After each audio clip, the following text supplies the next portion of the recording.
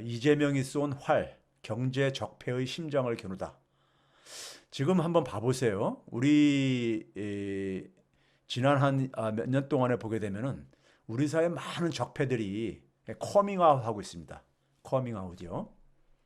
2019년도에는 토착 예구들이 커밍을 아웃을 했고요. 그렇죠? 지난해는 이제니까 우리가 검찰, 판사, 의사 이런 사람들이 또 이제 커밍아웃을 했죠. 우리 사회 주요 엘리트들이요.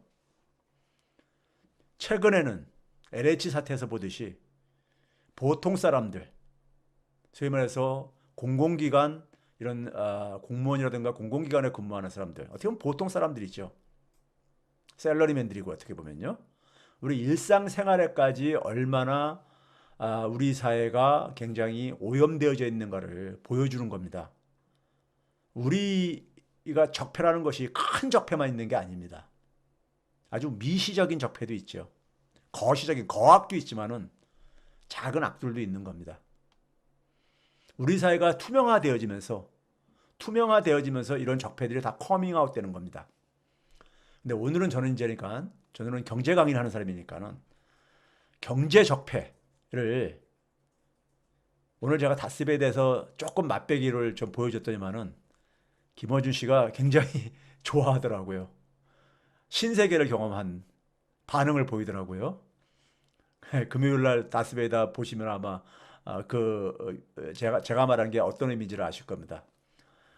저는 경제의 그냥 핵심적인 문제는요, 돈의 배분 문제라고 수십 년을 공부한 결과가 돈의 배분 문제입니다.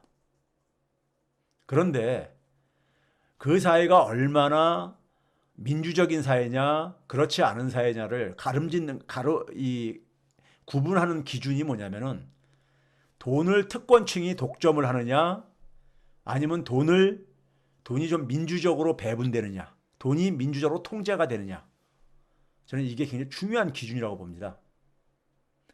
그럼 경제 적폐라는 건 뭐냐? 특권층이 돈을 독점을 하고 있는 이런 문제인 겁니다.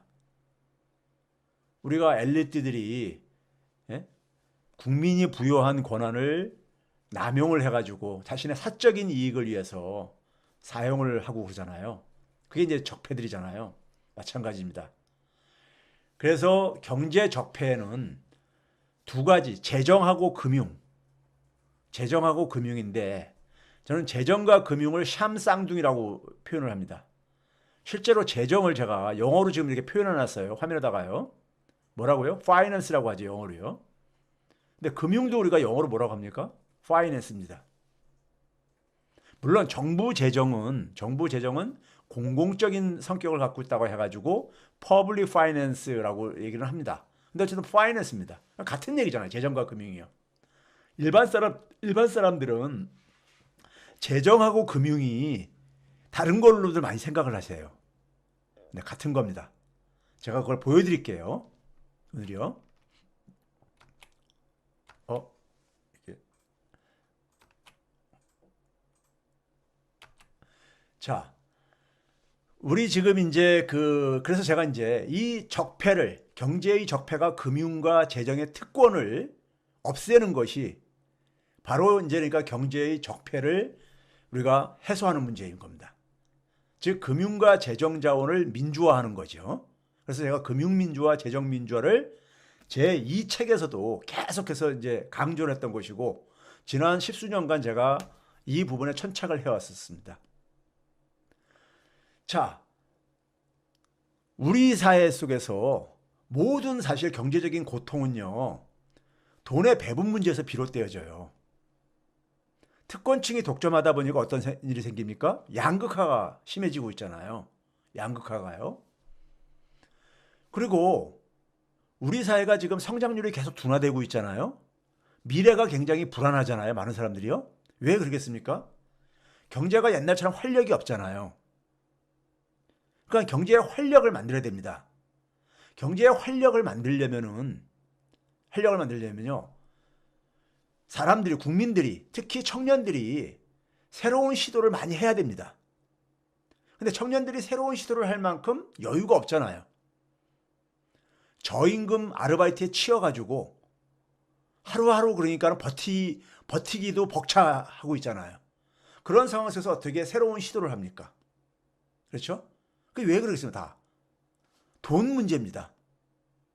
자, 지난해 1년 동안에 시중의 통화량이요. 시중의 통화량이 어느 정도 1년 동안에 증가했냐면요. 거의 한 300조 원 가깝게 증가했습니다. 286조 원입니다. 정확하게는요. 1인당 국민 1인당 552만 원에 해당되는 돈이에요. 여러분들 지난 1년 동안에 내 주머니에 추가로 그러니까는 돈이 얼마나 들어왔는가 한번 생각을 해보세요. 552만 원 느끼는 사람들 거의 없죠. 자, 돈이 그러니까 소수에게 독점이 되고 있다는 얘기인 겁니다. 현실적으로 볼 때요. 자, 이 문제가 돈을 이렇게 그러니까 우리가 돈이 이렇게 왜 이렇게 배분이 보통 사람들한테 안 가고 있는가? 이거는 보통 사람들의 책임만은 아닙니다. 자, 제가 이 얘기를 특권층들이 돈을 독점하는 것을 잘 보여주는 걸 먼저 상징적으로 시작을 하도록 하겠습니다. 자, 지금 이게 화면에 보이는 게 뭐냐면요. JTBC의 뉴스. 언제냐면은 지난해 12월 18일이니까 한 3달 전 정도 되나요?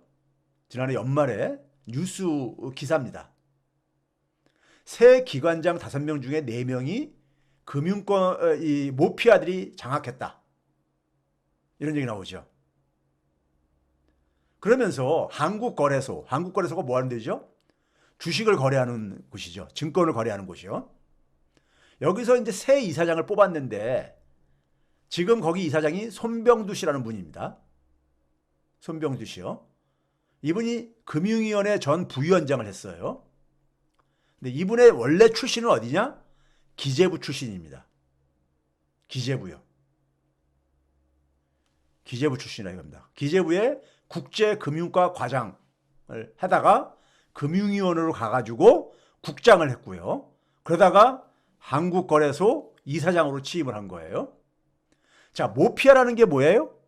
모피아라는 말은 우리 과거에 지금은 명칭이 기재부지만은 과거에는 우리가 재무부라고 했었습니다. 한때요. 미국처럼요. 재무부를 영어로 표현하게 되면요. Ministry of Finance입니다. Finance 아까 얘기했듯이 그러니까요. Ministry라는 것은 그러니까는 그 부, 우리가 재무부 할 때 부를 얘기하는 것이고요. 그 Ministry of Finance를 우리가 줄여서 하게 되면 뭐가 됩니까? MOF잖아요. MOF잖아요. 거기다가 마피아하고 합치게 되면은 모피아가 되죠. 지금 뭐냐면 오늘날로 얘기한다면 기재부 출신들의 그 집단을 모피아라고 하는 겁니다. 이들의 힘이 얼마나 강하면은 마피아에다 비유를 했겠습니까? 기획재정부 관료 출신들. 사실 금융위원회나 기획재정부 관료 출신이라고 표현을 했지만은 금융위원회도 기재부가 사실상 장악하고 있어요. 그러니까 사실상 기재부가 다 장악하고 있는 건데요. 자, 그 다음에 이거는 2월 달에 시사인이라는 잡지 있죠. 거기에 나온 기사입니다. 대를 이어 득세하는 관료 출신 금융마피아 이렇게 됐죠.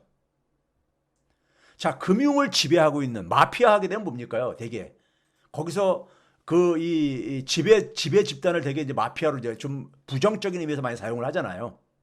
그렇죠? 근데 기재부는 재정을 담당하는 곳으로 알고 있잖아요. 재정이요. 근데 금융계를 장악하고 있는 거예요. 금융계를 장악하고 있는 거예요. 기재부 출신들이. 정부 재정을 그러니까 주로 그 업무를 담당하는 기재부의 그러니까는 공무원들이 금융계도 그러니까 장악하고 있다 이거예요. 자, 우리 최근에 지난 봄에 옵티머스 사태 벌어졌었죠. 옵티머스요. 이건 사기 사건이죠. 사기 사건인데 여기에 보게 되면은 이런 얘기 나옵니다. 이 사기 사건이 어떻게 가능했느냐 했을 때 거기에 이현재라는 인물이 등장합니다. 이현재요. 이현재라는 인물은요. 김대중 정부 때 금융감독원장을 했고 노무현 정부 때 소위 지금의 그러니까는 기재부의 전신인 재정경제부 장관과 부총리를 했던 사람입니다. 이현재 사단이라는 말이 있습니다. 이현재 사단. 이 사람을 모피아의 대부라고 불려요. 그래서요. 이 사람들의 그러니까 이 패거리들이 좀 나쁘게 표현하면요. 금융계를 다 주물르고 있다 이거예요. 지금도요. 자, 그 다음에요. 좀 내용이 많아서 좀 잘랐습니다. 잘랐는데, 자, 우리 여기 보시게 되면요. 밑에 보시게 되면은 YS 때 재정경제안 금융정책실 출신 누구냐면은 그 밑에 줄에 손해보험협회라고 있죠. 그러니까 은행만이 아니라 우리가 보험회사, 증권회사 이런 데도 우리가 금융회사라고 그러잖아요. 손해보험협회장이 누구냐면 정지원 씨라는 분입니다. 정지원 씨가 누구냐? 바로 지금 기재부 출신이에요. YS 때 기재부를 재정경제원이라고 불렀어요. 거기 금융정책실 출신입니다. 그리고 지금 이제 뭐냐면 서울보증보험 보증을 대신 들어주는 보험료를 좀 받고 하는 여기에 지금 보증보험 대표가 유광열 씨인데 이 사람은 또 뭐냐? 금감원, 금융감독원 수석 부원장 출신인데 이 사람도 마찬가지로 기재부 출신이에요. 지금 현재 금융위원 맨 밑에 줄에 보게 되면요. 은성수 씨가 나오죠. 지금 현재 금융위원회 위원장입니다. 이분은 전에 뭐냐면 수출입은행장을 했어요. 수출입은행장 전에 뭘 했냐? 기재부 국제금융정책국장을 했습니다. 그러니까 민간은행으로 갔다가 다시 정부 기관으로 왔다가 완전 해전문 인사를 이렇게 하고 있습니다. 누가? 기재부 출신들이요. 기재부 출신들이 장악하고 있다는 얘기인 겁니다. 금융계를요. 자, 그 다음에 이제 우리가 뭐냐면은 이거 이제 마지막에 그 얘기세요. 2015년부터 지난해까지 기재부 출신이 금융기관 117곳에 그러니까 재취업했다. 되게 이제 보면 기관 장들로 이렇게 간 거죠. 예? 이게 돈도 굉장히 많이 버는 이게 직책들이에요. 감사만 하더라도 그냥. 예? 그래서 여기 이제 무슨 말이 나오고 있습니까요? 이들은 뭐냐면 서로 챙겨주면서 왜 금융회사들에서 이들을 영입하는지 아세요? 정부 로비를 하라 이거예요. 정부 로비한다는 얘기는 뭐예요? 기재부 상대로 로비를 해야 되는데, 예? 기재부에 그러니까는 자기 이제 뭐 후배들이거나 동료들이 있을 때 그 서로가 연대감이 있다는 얘기 아니겠습니까? 로비가 통한다는 얘기는요. 그래서 금융 마피아들은 소위 말해 자기들끼리 이너서클이 돌아가고 있습니다. 정권이 바뀌어도 이들은 전혀 변화가 없어요. 아까 그랬잖아요. 이현재 씨가 소위 진보 정권, DJ 정부와 노무현 정부에서 그러니까는 금융감독원장도 했고 기재부 장관도 했고 부총리 됐어요. 이게요. 미국에서 소위 우리가 신자유주의라고 하잖아요. 신자유주의가 불락친 게 뭐냐면 바로 금융자본이 경제를 지배하면서 금융자본의 논리로 경제와 사회를 재편하는 것이 우리가 이 소위 세계화 이거였었습니다. 근데 그 신자유를 주도한 게 누구였었죠? 레이건 정부하고 영국의 대처 정부였었죠. 그래서 우리가 흔히 레이거노믹스와 대처리즘이라고 얘기를 하잖아요. 미국은 레이건 때부터 1981년부터 미국의 재무부 장관은요. 거의 다 월가 출신입니다. 월가 출신이에요. 공화당 정부든 민주당 정부든 다 월가 출신이에요. 그리고 그 장관을 하다가 끝나면 다시 월가로 돌아갑니다. 회전문 인사죠. 회전문 인사. 즉 금융은 그러니까 우리가 진보 보수 정권 관계없이 세상을 사실 그러니까 장악한 것은 금융 자본들인 겁니다. 우리나라도 똑같잖아요. 우리나라도 바로 뭐냐면은 진보 정권이건 보수 정권이건 간에 이 사람들은 안 바뀌어요. 왜 안 바뀌냐? 정치인들이 몰라요. 이 실체를. 자, 그럼 여기서 봐보세요. 기재부는 그러니까 정부의 재정을 담당하는 곳인데 금융계를 다 장악하고 있잖아요. 그래서 제가 재정과 금융은 한 몸뚱아리라고 얘기를 하는 거예요. 한 몸뚱아리다. 예? 한 몸뚱아리라고 얘기한 겁니다. 자, 그게 왜 그러냐면요. 자, 이거 봐보세요. 일반 사람들이 돈을 그러니까 우리가 접근할 수 있는 곳은 은행이잖아요. 은행이죠. 시중은행의 주인은 누구죠? 시중은행의 주주들이죠. 그렇죠? 은행 자본가들입니다. 시중은행의 주식을 가지고 있는 은행 자본들이죠. 금융자본. 그렇죠? 이 시중은행이 누구를 위해서 역할을 하느냐? 자기도 돈 벌기 위해서 할 거고. 그렇죠? 자, 시중은행들이 돈놀이를 하는 데 속에서 돈놀이를 할 수 있는 중요한 원천이 뭐겠습니까? 일단 은행업을 할 수 있어야 되는 거죠. 은행업을요. 은행이라는 것은 굉장히 특혜가 많은 사업입니다.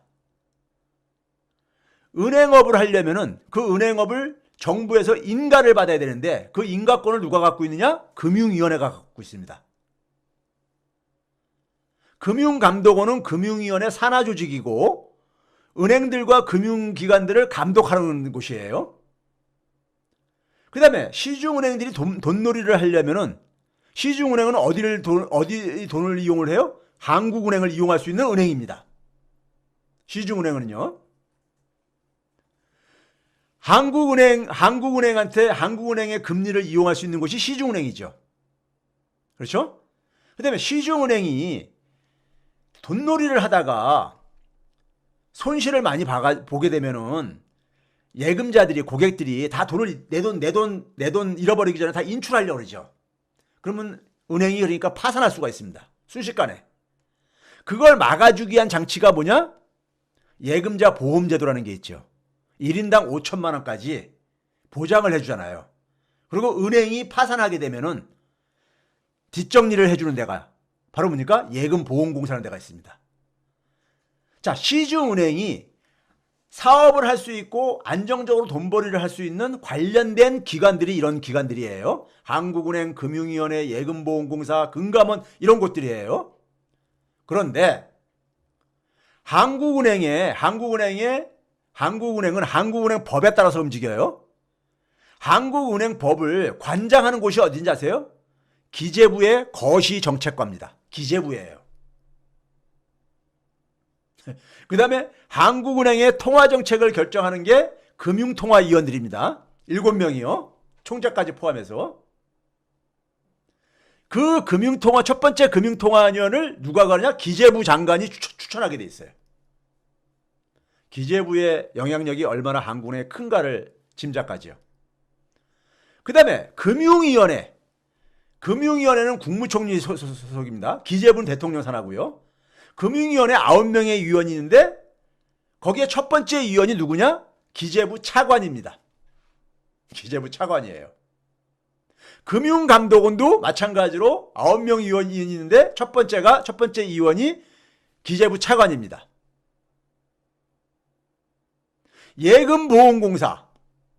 예금보험위원회라는 게 있습니다. 7명으로. 거기도 기재부가 2명을 그러니까는 자기들 몫으로 할당을 받고 있습니다. 자, 기재부가 다 장악하고 있잖아요. 예? 주요한 은행들이 은행업을 하기 위해서 필요로 하는 관련 중요 기관들에 다 기재부가 다가가고 있죠. 기재부가 그래서 모피아라고 하는 겁니다. 모피아라고 하는 거예요. 시중은행들이 돈벌이를 하려면은 예? 이 기재부의 눈치를 안 볼 수가 없는 거예요. 자, 그러면 기재부가 왜 이렇게 우리가 홍남기 부총리가 툭하면 얘기 있죠. 정부 재정은 화수분이 아니다. 예? 돈을 아껴 써야 된다 이런 얘기 했잖아요. 정부 돈을 왜 안 쓰려고 할까요? 기재부가. 이런 구조 속에서 이제 한번 이해를 해보세요. 자, 한 나라에서 우리가 쓸 수 있는 돈은요, 크게 볼 때는 우리가 한도가 있습니다. 무한정 그러니까 쓸 수 있는 게 아니잖아요. 무한정 돈을 찍어낼 수는 없잖아요. 돈 가치가 떨어지니까요. 그럼 한 나라가 쓸 수 있는 돈이 어느 정도 일정한 범위가 있을 때 정부가 돈을 많이 쓰면다는 얘기 뭡니까? 정부가 국채를 발행을 해가지고 발행한다는 얘기 뭐예요? 그 국채에 누군가가 투자를 살 게 아닙니까? 지금 민간의 돈을 그러니까 정부가 갖다가 쓰는 거예요. 그러면 그만큼 민간에서 돈놀이 할 돈이 줄어드는 거죠. 둘째, 정부가 가져간 돈들이 특히 민주정권에서는 정부가 그 돈을 갖다가 되게 어디다 씁니까? 경제적인 취약계층들한테 되게 그 돈을 투입을 하죠. 그렇죠? 경제적 취약계층이에요. 그러니까 그 경제적 취약계층한테 돈이 많이 돌아가는 거예요. 정부가 갖다 돈을 많이 갖다 쓴다는 얘기는요. 그럼 어떻게 되는 겁니까? 시중에 돈이 있을 때는 시중에 정부가 돈을 안 갖다 쓰면 어떻게 합니까? 어떻게 됩니까? 그 돈을 똑같은 조건으로 갖다 쓰는 거 아니잖아요. 사람들은 신용 등급에 따라서 1등급부터 10등급까지 쭉 나누는데 어려운 사람일수록 신용 등급이 낮다는 이유로 높은 금리를 부담하잖아요. 그러니까 시중은행이 돈을 누구한테 많이 벌겠어요? 예? 이 경제적 취약계층들한테 높은 금리를 부과해서 돈을 버는 거예요. 예? 1등급은 별로 마진이 안 남는 거예요. 예? 그러면은 근데 정부가 돈을 가져다가 그 사람들한테 그 돈을 투입하면은 시중은행이 돈벌이 할 게 그만큼 돈벌이 할 여유가 줄어들잖아요. 은행 자본의 이해 때문에 정부가 돈 가져다 쓰는 걸 싫어하는 겁니다. 기재부가 왜 은행 자본들의 이익을 위해서 이런 역할을 하느냐? 자기들이 금융계하고 밀접하게 관련돼 있잖아요. 이 사람들이 국장을 하다가 장관 안 되고 그러면요, 가는 데가 이런 금융기관들의 장으로 가요. 장으로. 또 거기서 또 영입도 하고요. 왜? 정부 정책에 로비를 하려고요. 그래서 모피아인 거예요. 정부가 그래서 보수 정부에서는 정부가 돈을 갖다 써더라도 시비 안 겁니다. 왜 안 거는지 아세요? 정부가 가져간 돈을 주로 누구한테 씁니까? 기업들한테 쓰잖아요. 그러니까 어차피 특권층들한테 정부가 가져다 쓰던 정부가 안 가져다 쓰던 특권층들이 소유하는 돈은 차이가 없으니까 시비 안 걸어요. 근데 민주정권의 정부가 돈을 가져가게 되면은 보통 사람들한테 그 돈이 가게 되고, 그러면 은행 자본들이 돈 버는 게 그만큼 줄어드는 거잖아, 이익이요. 재정하고 기재부가 재정을 담당하는 정부 조직이 왜 이렇게 정부 돈을 쓰기 싫어하는지 좀 이제 아시겠습니까? 예? 재정을 담당하는 이 친구들이 왜 이렇게 금융에 대해서 민감한 반응을 보이는지 알게 될 겁니다.